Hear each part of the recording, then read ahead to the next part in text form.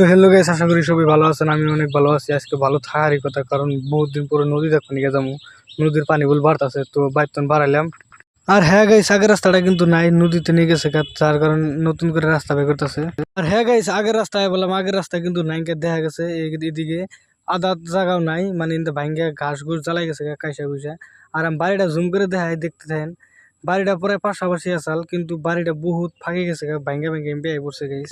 বহুত বাড়ি ঘর ভেঙে গেছে, আসলে দেখা হলাম না। তার কারণ মানে কিবা একটা কারণ বাইর থেকে ফোন মারছে, বাড়িতে জানাবো গা, তার কারণে দেখা হলাম না। তো নেক্সট ভিডিওতে দেখাম। আর বাড়িটা দেখেন, বাড়িটা আধা জায়গা মুনকা নাই, এক দুই চাপ পড়লে মানে জানাবো গা। ইন্দা কি চিবাচিবি রাস্তা রাস্তা বল আসাল, কিরকম রাস্তা আধা নাই, রাস্তার তো কানি নাই, রাস্তার যে সাইড আসাল সেই সাইড হানিও নাই। তো ইন্দা কাইসা চালাইছে, ইন্দা আপ ডাউন করা লাগে, মানুষের গিতে অসুবিধা হয় গাইস।